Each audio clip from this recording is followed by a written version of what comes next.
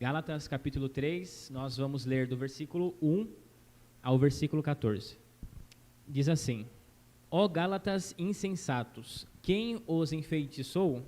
Jesus Cristo não lhes foi explicado tão claramente como se tivessem visto com os próprios olhos a morte dele na cruz? Deixe-me perguntar apenas uma coisa: vocês receberam o Espírito porque obedeceram à lei ou porque creram na mensagem que ouviram?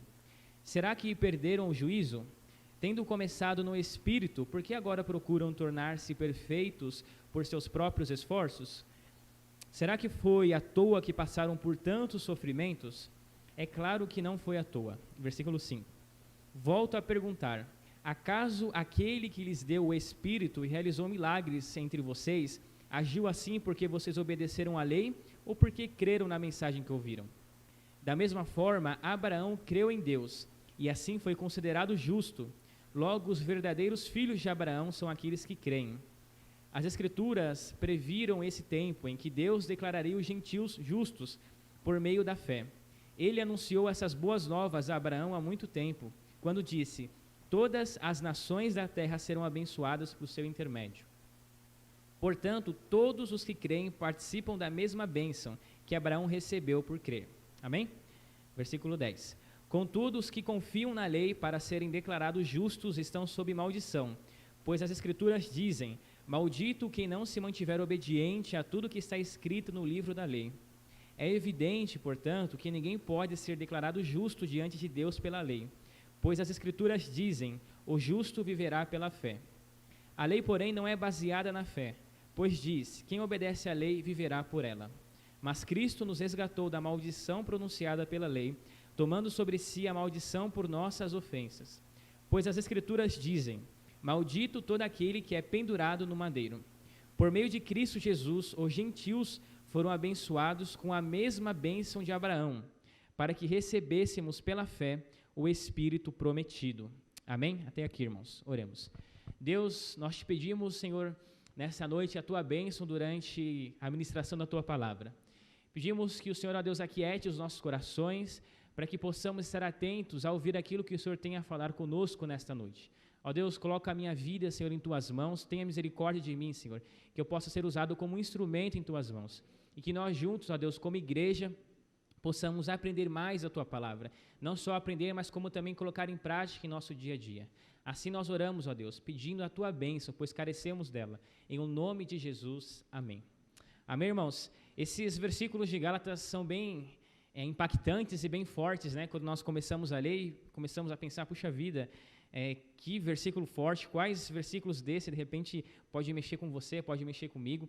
E é interessante a gente falar um pouquinho, esses versículos, o que tem relação, de repente, com missões na Bíblia, né? Quando nós lemos a Bíblia, nós vemos a grande comissão, falada por Cristo: ide por todo mundo, pregar o evangelho a todas as criaturas, sempre no final, né? No final de Mateus, no final de Marcos e no final de Lucas, nos últimos capítulos. E de repente, talvez por estar escrito no final, a gente pense que missões surgiu nos últimos momentos do ministério de Cristo aqui na Terra. De repente, quando Cristo ia ascender aos céus, ele falou: puxa vida, não esqueçam de uma coisa, vão por todo mundo e façam missão, vão por todo mundo e anunciem esse evangelho, fazendo discípulos de todas as nações. E corremos um grande risco com esse pensamento. Qual o pensamento? De achar que missões surgiu por acaso na Bíblia, que o foco da Bíblia não é missões. Esse risco é muito grande para as nossas vidas, porque nós acabamos desvalorizando um pouco a parte missiológica, a parte de missões que nós, como cristãos, devemos ter. E tem uma pessoa, um pastor, o Ralph Winter, que é diretor do Centro Norte-Americano para Missões Mundiais, ele diz o seguinte: a Bíblia começa com missões, mantém missões como seu tema central, de ponta a ponta, e depois chega ao seu clímax no Apocalipse, com explosões espontâneas de alegria, porque o mandato missionário foi cumprido. E hoje eu convido os irmãos que nós juntos possamos refletir sobre missões na Bíblia, que nós possamos ver que missões não surgiu apenas na grande comissão, não surgiu apenas no último capítulo de Mateus, de Marcos e de Lucas. Missões surgiu desde o começo, e missões é o tema principal da Bíblia. É a linha que liga desde Gênesis até Apocalipse. Quando nós entendermos isso, nós vamos entender também quem nós somos e qual é a nossa missão aqui na Terra, o que nós devemos fazer. Talvez essa seja a pergunta que as pessoas mais se façam, né? Por que eu estou aqui? Por que eu existo? Qual que é o meu propósito? Qual que é o meu objetivo de vida? Por quê, né? Quem sou eu? Essas perguntas que rodeiam as nossas mentes, e de todos, acredito eu, vão ser respondidas quando nós entendemos missões na Bíblia. E para entender missões na Bíblia, nós temos que voltar desde o começo, desde o princípio de tudo. Qual que é o primeiro livro da Bíblia? Gênesis, exatamente. E Gênesis começa em qual capítulo? Amém? Gênesis começa no capítulo 1. E no capítulo 1 de Gênesis nós temos o quê? A criação. É relatado no capítulo 1 de Gênesis, Deus criando os céus, a terra, as estrelas, os animais, a natureza, tudo. A mão de Deus poderosa, pela sua palavra, tornou-se a existir do nada as coisas. Nós vemos essa criação de Deus, perfeita e maravilhosa. E no capítulo 2 de Gênesis, o que nós vemos? A criação do homem e a criação da mulher. Amém? Temos aí a criação de Adão, a criação de Eva, o casal que vivia no jardim do Éden. Éden significa delícias, né? Então vivia na terra de delícias, uma terra onde era tudo perfeito, onde eles tinham tudo o que eles necessitavam. Nós, de repente, não podemos imaginar a melhor, mais bonita paisagem do mundo, nem chegará perto de ser um pouquinho do que o jardim do Éden era. E nós vemos isso, essa beleza, o jardim do Éden, Adão e Eva vivendo nesse jardim, mas aí entramos no capítulo 3 de Gênesis. E o que acontece no capítulo 3 de Gênesis? O pecado. O pecado, ele entra, através da serpente, entra no mundo. E quando o pecado entra no mundo, irmãos, causa um baita problema. Porque o pecado, ele começa a degradar a natureza de Deus. Aquilo que Deus fez bom, o pecado deforma. Então, hoje, nós ainda temos isso em relação com o pecado. Nós podemos ver, de repente, as relações humanas, a relação da nossa, por exemplo, com a natureza, como está degradada, como está distorcida. Isso é fruto do pecado. E se nós continuarmos lendo, estamos aqui em Gênesis 3, e começarmos aí para Gênesis 4, 5, 6, nós vamos ver, por exemplo, Caim matando Abel. 2 irmãos, um mata o outro. Olha só, né? Isso é o quê? Consequência do pecado que entrou. Quando Caim mata Abel, está muito claro de que tem alguma coisa muito errada. E não é só Adão e Eva serem expulsos do jardim, mas também nós vemos aqui um assassinato. Olha só que terrível, né? Um ser humano, imagem e semelhança de Deus, ceifando, tirando a vida de outro. Isso nós conseguimos ver até os dias de hoje, infelizmente. Mas fruto o quê? Fruto do pecado. Se nós continuarmos lendo os próximos capítulos de Gênesis, nós vamos ver o quê? Que a degradação moral, que o pecado do homem começou a aumentar. E nós vemos isso muito claro, onde Deus olha e vê a sociedade e fala, puxa vida, olha só como eles são pecadores. Olha só a que nível o pecado chegou. O pecado está afetando não só os seres humanos, mas toda a criação, a nível de todo o universo. Tudo aquilo que Deus fez está sofrendo com o pecado. E Deus decide, então, dar um fim a tudo. Só que no meio de tudo isso, existia ainda uma família justa, a família de Noé, que ainda guardava os preceitos de Deus, ainda tentava viver uma vida corretamente. Talvez Deus pudesse falar assim, é uma família só, né? Tantas pessoas ruins, uma família só, vou destruir tudo mesmo e resolver o problema. Mas não, Deus, por mais que fosse um justo, Deus decidiu preservar. E nós temos aí o dilúvio, que ceifou a terra, mas Deus salvou essa família justa e também as espécies. E aí nós temos novamente o pecado, porque, irmãos, infelizmente o pecado não morre afogado. As pessoas que estavam pecando foram mortas pelo dilúvio, mas o pecado continuou na raça humana. E aí, se nós começarmos a avançar, nós chegamos em Gênesis 11. No capítulo 11 de Gênesis está relatado a Torre de Babel. E é muito irônico pensar que um povo que não queria saber de Deus, não queria saber dos preceitos de Deus na terra, tenta construir uma torre para ascender até os céus, né? E é bem irônico pensar sobre isso, mas aquele povo em Gênesis 11, eles querem ser famosos, querem ser conhecidos pelas suas próprias forças, pela sua arrogância, e não querem ser dispersos pelo mundo, indo contra uma ordem de Deus de se espalhar pela terra. E olha só que interessante, essas pessoas tentando construir algo, mostrando o quanto elas se rebelavam contra o Criador, são impedidas por Deus. Agora, parando até aqui, nós fizemos uma rápida viagem de Gênesis capítulo 1 até capítulo 11, onde nós vemos a criação perfeita de Deus sendo destruída pelo pecado. Onde nós vemos criaturas se rebelando contra o Criador. Olha só que absurdo, né? Nós não temos nenhum direito sequer de fazer isso, porque nós somos criados por Deus. Mas mesmo assim, o pecado nos impulsiona a fazer isso. E o pecado, ele não só está presente no homem, mas também nas relações. Todas as inclinações do coração humano são distorcidas pelo pecado. Tudo aquilo que nós ansiamos e queremos sem Cristo, o pecado distorce. E por isso que nós vemos no mundo tanta maldade, por isso que nós vemos no mundo tanta coisa ruim. Porque realmente o problema é o pecado. Toda a criação é impactada de forma negativa com isso. O pecado trouxe negativamente um impacto para toda a criação, não só para os seres humanos, mas para os animais também, para a natureza também, para tudo o que Deus criou, a nível cósmico, o mundo inteiro, o universo sofre com isso. Olha só que complicação nós temos, né? Só que é interessante também nós pensarmos que de Gênesis capítulo 1 até capítulo 11, nós vemos o pecado crescendo, as coisas ruins acontecendo, mas nós vemos também a graça de Deus. A Bíblia diz que aonde abundou o pecado, superabundou a graça de Deus. E se a gente refletir um pouquinho sobre esses capítulos que nós pensamos aqui, nós vemos que quando Adão e Eva pecaram, e Deus foi até eles falar com eles, Deus disse que nasceria alguém da mulher que pisaria a cabeça da serpente. Olha só a graça de Deus manifesta. Quando Adão e Eva pecaram, eles se perceberam nus, ficaram envergonhados. Olha só a graça de Deus. Deus fez roupas para eles e os vestiu. A graça de Deus presente. Amém? Quando Caim, depois de ser amaldiçoado por Deus, por ter matado o seu irmão, disse assim, Deus, qualquer um que me ver vai me matar. Deus fala assim, olha, você não será morto. Deus protege Caim. Olha só a graça de Deus superabundando onde abundou o pecado. E aí, continuando, nós vemos a graça de Deus superabundante no dilúvio, onde Deus salva uma família e salva as espécies. Então, da mesma forma como nós vemos de Gênesis capítulo 1 até capítulo 11, o pecado crescendo, a degradação da raça humana, as coisas que Deus criou sofrendo com esse pecado, nós vemos também a graça de Deus acompanhando tudo isso. A graça de Deus permitindo que ainda existisse vida humana, existisse a sua criação, vida animal, por exemplo. E é muito interessante pensarmos sobre isso. Por quê? Porque a graça de Deus está superabundando até os dias de hoje sobre o pecado. Da mesma forma que Deus é muito mais poderoso do que o inimigo das nossas almas, a sua graça é muito maior do que o pecado no mundo e nas nossas vidas. E aí voltamos aqui então para o capítulo 11. E de repente parece para nós que está dando tudo errado, né? Puxa, a criação perfeita de Deus no capítulo 1, está tudo errado no capítulo 11, não é? E está realmente tudo errado. E uma complicação enorme. E se nós pensarmos na solução que Deus teve na Torre de Babel, foi descer até aquelas pessoas que falavam uma mesma língua, ou seja, pertenciam a uma mesma cultura, o mesmo povo. Deus desce até eles, confunde a língua de cada um. A partir desse momento, nós temos a criação de outras culturas, etnias diferentes, línguas diferentes.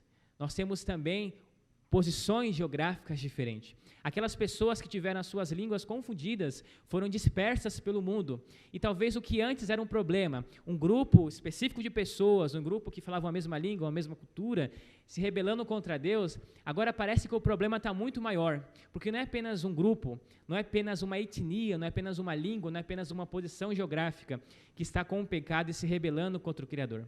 Mas são várias agora. Porque através da dispersão do povo de Babel, nós tivemos outras culturas se espalhando geograficamente pelo mundo.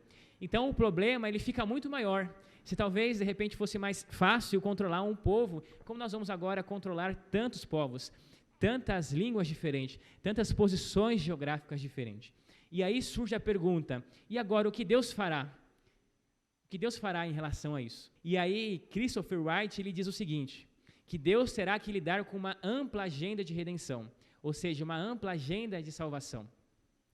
Gênesis, do capítulo 1 ao capítulo 11, ele propõe uma pergunta cósmica, ou seja, a nível mundial, universal, nível do universo inteiro.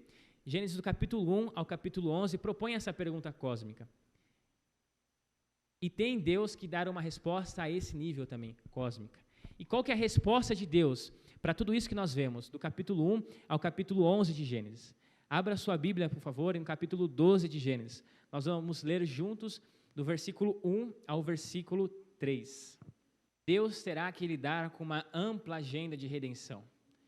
Como será que Deus fará isso, irmãos? Gênesis capítulo 12, do versículo 1 ao versículo 3, que diz assim, o Senhor tinha dito a Abraão, deixe a sua terra natal, seus parentes e a família de seu pai, e vá à terra que eu lhe mostrarei. Farei de você uma grande nação, o abençoarei e o tornarei famoso, e você será uma bênção para os outros. Abençoarei os que te abençoarem, e amaldiçoarei os que te amaldiçoarem. Por meio de você, todas as famílias da terra serão abençoadas. Todas as famílias serão por meios de Abraão. Amém? Então, se Gênesis 1, do capítulo 1 ao capítulo 11, nos dá uma introdução a algo que acontecerá e que acontece, que aconteceu do capítulo 12 de Gênesis até o capítulo 22 de Apocalipse. Essa linha que liga a Bíblia inteira, qual é? É o principal tema da Bíblia. É a bênção de Deus sobre todos os povos da terra. Se nós, de repente, ficamos preocupados com o que está acontecendo, o que está relatado do capítulo 1 de Gênesis até o capítulo 11, Deus vem com uma solução. E eu creio que essa solução foi uma surpresa para todos, porque Deus olha para um casal de idosos, Abraão e Sara, sem filhos, e resolve, a partir deles, implementar o seu plano de redenção a nível cósmico, a nível mundial, a nível total de sua criação. Olha só como Deus decide agir. Vendo um casal de idosos, sem filhos, e através deles, Deus escolhe abençoar todas as nações. Creio que seja uma grande surpresa para as pessoas da época, mas Deus, sendo poderoso, sendo o criador de tudo, o que fez a existir o que não existia pela palavra, era capaz sim de fazer isso e muito mais. A partir desse momento, quando Deus chama Abraão, tem um chamado aliança abrâmica, Deus define a sua missão. Logo, a missão de Deus deve ser também a missão do povo de Deus. E nós vamos ver um pouco mais sobre isso. Nós vemos que na promessa que Deus fez a Abraão, existe um relacionamento horizontal e existe um relacionamento vertical. Amém? Vertical e horizontal, não ao contrário. E qual que é esse relacionamento? Nós lemos aqui que Deus diz assim, para Abraão: eu farei de você uma grande nação e o abençoarei e o tornarei famoso. Olha só esse relacionamento vertical entre Deus e Abraão. Deus escolhe Abraão e diz assim: Abraão, eu tornarei você pai de uma grande nação. Além disso, eu o abençoarei e o tornarei famoso. E não é que tornou, né? A gente está falando de Abraão aqui, né? Tanto tempo atrás, né? Estamos falando de Abraão, olha só como ele é famoso, né? E é cumprimento da promessa de Deus, amém? E essa bênção vertical que vem de Deus para Abraão também exige uma bênção horizontal, que vai de Abraão para as outras pessoas. Continuando aqui, diz assim: e você, Abraão, será uma bênção para os outros. Para quem? Quem são os outros? Nós, o nosso próximo, certo? Abençoarei os que te abençoarem e amaldiçoarei os que te amaldiçoarem. Por meio de você, todas as famílias da terra serão abençoadas. Quem será abençoado? Nós, todas as famílias da terra, por meio de Abraão. Então, a promessa que Deus faz a Abraão é vertical e horizontal. Abraão, você será abençoado por mim. E através dessa bênção, você abençoará outras pessoas. Conseguimos entender agora a grandiosidade dessa promessa feita, dessa aliança feita por Deus a Abraão? Essa bênção que Abraão recebe acaba se tornando automultiplicadora, porque vai chegar nele e vai se multiplicar a outras pessoas, as pessoas que estão ao redor de Abraão. Ou seja, Abraão é abençoado para abençoar. Abraão deve ser uma bênção para os outros. E o mesmo Deus que provocou a proliferação das culturas, das línguas em Babel, agora através de Abraão fala que vai abençoar a todos. Então, se de repente o problema que nós encontrávamos antes foi espalhado através de Babel para diversas etnias, para diversas línguas, para diversas posições geográficas, agora Deus escolhe um casal de idosos, a qual ele fará uma grande missão, a sua missão, que vira a missão do povo de Deus. E através disso, através desse casal, ele abençoará todos os povos. E a Bíblia diz que por meio de Abraão, todas as famílias da terra serão abençoadas. Olha só a magnitude disso. Olha só o alcance disso. São todas as famílias da terra. É todo mundo, amém? Amém, irmãos? É todo mundo. E nós vemos isso no Antigo Testamento, quando o povo de Deus, os filhos e filhas de Abraão, abençoavam outras pessoas de outros povos, que inclusive não eram judeus. Então nós começamos a ver aqui a bênção que Deus fez para Abraão funcionar. Abraão sendo abençoado, os filhos de Abraão, o povo de Israel sendo abençoado por Deus de uma forma especial. E o povo de Deus abençoando outros povos e outras nações. E até aqui fica muito tranquilo para a gente, não é? Já que a promessa é para Abraão, ele que se vire, né? Nós estamos falando dele agora, mas a promessa é para ele, para os descendentes de Abraão.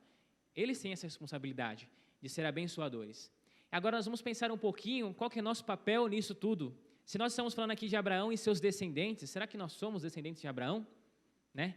Talvez você consiga chegar até seu tataravô e por aí vai. Será que você consegue chegar até Abraão, na sua linha aí da sua família, por exemplo? Mas, irmãos, a promessa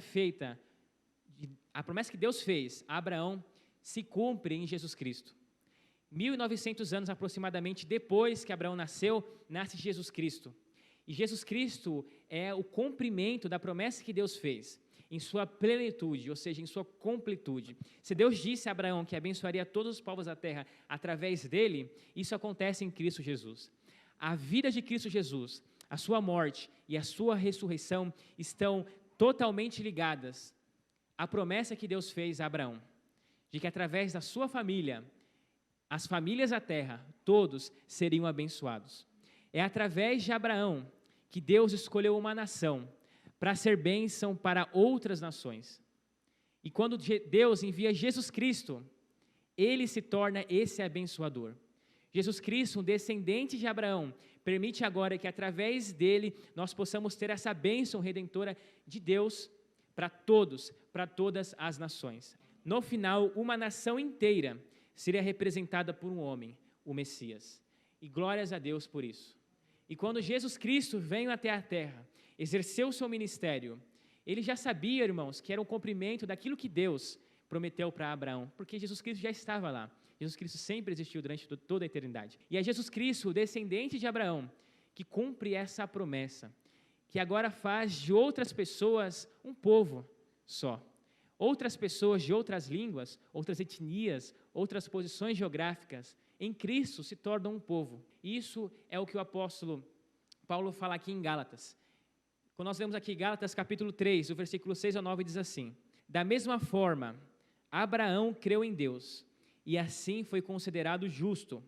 Logo, os verdadeiros filhos de Abraão são aqueles que creem. As Escrituras previam esse tempo, em que Deus declararia os gentios justos por meio da fé. Ele anunciou essas boas novas a Abraão há muito tempo, quando disse: todas as famílias da terra serão abençoadas por seu intermédio. Portanto, todos os que creem, irmãos, participam da mesma bênção que Abraão recebeu por crer. E no versículo 14 de Gálatas 3, por meio de Cristo Jesus, os gentios foram abençoados com a mesma bênção de Abraão, para que recebêssemos pela fé o Espírito prometido. O que isso significa para nós? Significa que todos aqueles que creem em Jesus como Deus, como único e suficiente Salvador, independente de sua etnia, independente da sua língua, independente da sua posição geográfica, estão na semente de Abraão. Estando na semente de Abraão, fazem parte desse povo que Deus escolheu. Fazendo parte desse povo que Deus escolheu, herdamos também as bênçãos de Abraão. A bênção que Deus prometeu a Abraão. E olha só o que isso traz para nós como responsabilidade. Em Romanos, no capítulo 4, versículo 16 e 17, diz assim: é por isso que a promessa vem pela fé. Vem por onde a promessa? Para que ela seja segundo a graça, e assim alcance toda a descendência de Abraão. Não somente os que vivem sobre a lei, mas todos que têm fé, como a que teve Abraão. Pois ele é o pai de todos que creem. Conforme aparece nas Escrituras, eu o fiz pai de muitas nações. Isso aconteceu porque Abraão creu no Deus que traz os mortos de volta à vida e cria coisas novas do nada. Romanos capítulo 4, no versículo 16 ao versículo 17. Amém? Todos nós, irmãos, que cremos, temos fé em Jesus Cristo, nos tornamos filhos de Abraão, cumprindo assim a promessa que Deus fez a Abraão, de que ele seria pai de uma grande nação. Quando Cristo veio e nos possibilitou isso, através de Jesus Cristo, nós nos tornamos filhos da fé de Abraão. E é interessante pensarmos sobre isso, porque nós estávamos aqui conversando sobre Gênesis do capítulo 1 ao capítulo 11, onde estava dando tudo errado, não estávamos? E no capítulo 12 nós vemos um plano de Deus, um plano, a sua missão, que se torna a missão do povo de Deus. Irmãos, Deus, por exemplo, poderia falar assim: olha, está ruim a coisa, eu vou chamar para perto de mim todos aqueles que creem, aqueles que são fiéis e obedientes, e aqueles que não forem, vou acabar com eles. Mas Deus não fez isso. Deus decide criar um novo povo para um novo mundo, onde a sua graça redentora, a graça de salvação faria efeito e transformaria as pessoas novamente. E é interessante que Jesus Cristo tem isso também muito claro em seu ministério.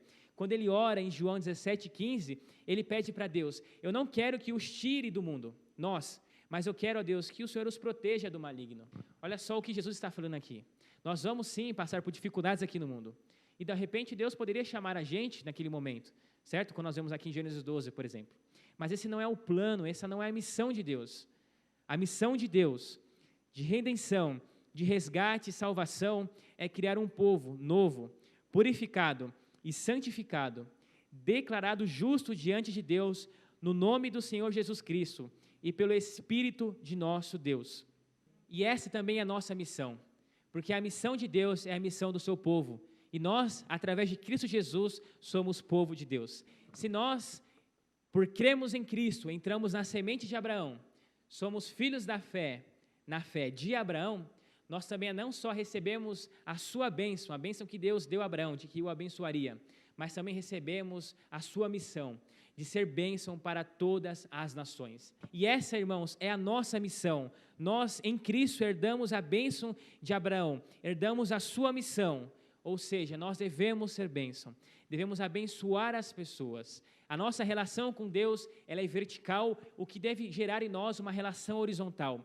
Deus nos abençoa para que possamos ser abençoadores. Se hoje nós somos abençoados por Deus, através de Jesus Cristo, através da sua redenção, é porque hoje nós devemos também ser abençoadores. Nós, como cristãos, como crentes em Cristo Jesus, devemos abençoar o nosso próximo, devemos ser nós uma bênção. E é isso que nós vemos acontecer. Só que é muito interessante que nós vemos na promessa que Deus fez a Abraão, que exigiu algo dele. Abraão teve que deixar, Abraão teve que ir, Abraão teve que crer e Abraão teve que obedecer. E da mesma forma acontece com nós, acontece comigo e acontece com você. Nós só colheremos a bênção de Deus quando nós começarmos a deixar este mundo. E quando eu falo deixar esse mundo, não estou falando geograficamente. Talvez Deus tenha chamado alguns para mudar de país, por exemplo, mas nem todos são chamados para isso. Mas nós somos convidados a deixar o pensamento deste mundo. E qual que é o pensamento deste mundo? É aquele que se opõe ao pensamento de Deus. Nós somos convidados a renovar o nosso modo de pensar. E assim como Abraão teve que deixar Babel, nós devemos deixar o pensamento deste mundo. E nós devemos ir. Este ir é uma ação que nós devemos sair de nós, onde nós estamos e chegar até o nosso próximo. Mas para isso nós temos que crer. Crer o quê? Nas promessas de Deus, de que em Cristo Jesus nós somos abençoados com a redenção. E nós devemos obedecer. Abraão só foi abençoado e só se tornou bênção quando ele deixou, quando ele foi, quando ele creu e quando ele obedeceu. Amém, irmãos? E se nós pensarmos em hoje, no mundo hoje, que também sofre dificuldade, também sofre problemas. Nós vemos situações difíceis no nosso mundo. Não vemos? Pessoas que estão sem esperança, pessoas que não conhecem Jesus Cristo, não conhecem o que acontecerá após a morte, por exemplo, e ficam desesperadas ao viver neste mundo, como vive sem propósito, como se não tivesse um propósito de vida. Nós vemos pessoas tristes, pessoas desamparadas, pessoas angustiadas, pessoas com depressão, pessoas com crise de ansiedade. E vemos tantas coisas ruins acontecendo ao nosso redor. Muitas dessas pessoas são nossos amigos de faculdade, amigos de escola, são nossos colegas de trabalho, são os nossos familiares. Só que nós, irmãos, somos chamados a ser uma bênção. O que Deus disse a Abraão, Ele diz a todo o seu povo, Ele diz para mim, diz para nós, diz para você hoje, sê tu, porém, uma bênção. Lucas, sê tu, porém, uma bênção. O irmão consegue substituir o meu nome pelo seu e falar o seu nome, sê tu, porém, uma bênção? Vamos lá? Amém? Pode falar com um pouco mais de convicção? Amém? Lucas, sê tu, porém, uma bênção. Deu para se convencer agora que você tem que ser uma bênção? Amém? Glória a Deus por isso. Então, irmão, se Deus diz isso para nós hoje, que nós devemos ser uma bênção, que nós devemos abençoar, o que nós devemos fazer? Ser uma bênção e nós devemos abençoar o nosso próximo. Amém? Entender, irmãos, a promessa feita a Abraão e que agora, através da fé no Messias, nós somos participantes dessa promessa, resulta em um relacionamento vertical e horizontal, de sermos abençoados e de abençoarmos o nosso próximo. E isso, irmãos, tem um efeito muito prático em nossas vidas. Talvez se você tiver que sair com algo no coração hoje, saia com isso, de que essa promessa que Deus fez a Abraão, e agora nós como herdeiros também dessa promessa, faz a nós, de sermos uma bênção ao nosso próximo, deve resultar em um efeito prático no nosso dia a dia. Nós somos salvos, irmãos. Nós recebemos essa bênção da salvação. Se antes nós andávamos no pecado, na escuridão, hoje nós somos convidados e encorajados diariamente pelo Espírito Santo a andarmos em novidade de vida, a andarmos na luz, a andarmos na revelação que nós temos do Evangelho de Cristo Jesus. Se antes nós não tínhamos esperança, hoje nós temos uma esperança, e uma esperança que é viva, amém? Uma esperança que se renova a cada dia. Se antes nós vivíamos em desilusão de vida, de propósito, hoje nós vivemos com um propósito definido e muito claro.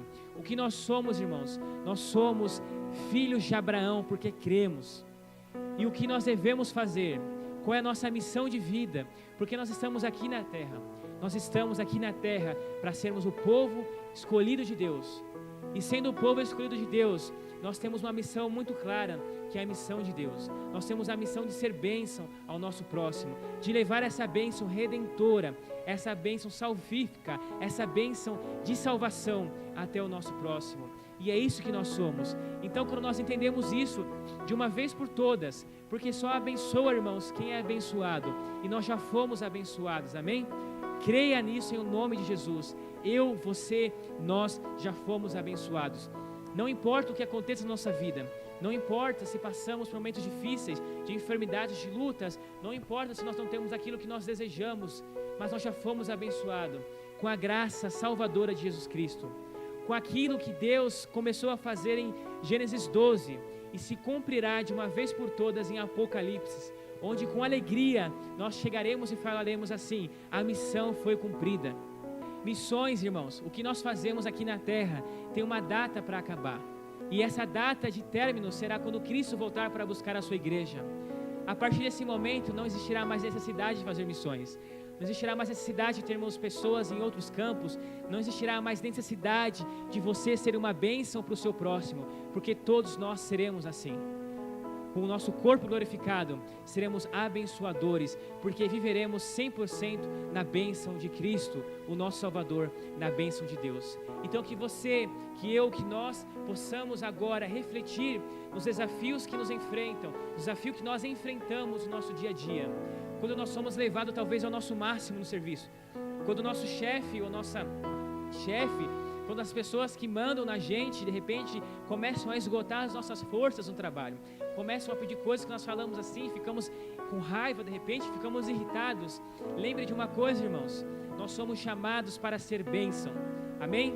Nós que herdamos essa promessa que Deus fez para Abraão, não devemos maldizer ninguém, deve sair de nossa boca a palavra de bênção. Quando nós somos de repente testados em nosso ambiente de serviço, quando nós somos levados ao máximo em nossa faculdade, em nosso colégio, quando nós somos de repente levados a situações complicadas, quando nós enfrentamos problemas, lembre disso, que eu, que você, que nós somos chamados para abençoar. E só abençoa aquele que é abençoado. E nós já fomos, irmãos, abençoados por Cristo Jesus. Aquilo que Deus disse para Abraão, que através dele todas as famílias da terra seriam abençoadas, se cumpriu em Cristo Jesus, onde através dele nós somos participantes dessa bênção. Nós já somos abençoados e isso resulta em nós uma missão, a missão de ser abençoadores, a missão de eu, a missão de você, a missão de nós abençoarmos o nosso próximo. E o que nós fazemos no nosso dia a dia, será que nós podemos falar que nós somos realmente participantes dessa bênção que nós recebemos mesmo sem merecer? Será que hoje eu, você, será que hoje nós somos abençoadores? Será que de nossa boca saem palavras que abençoam? Será que as nossas ações abençoam as outras pessoas?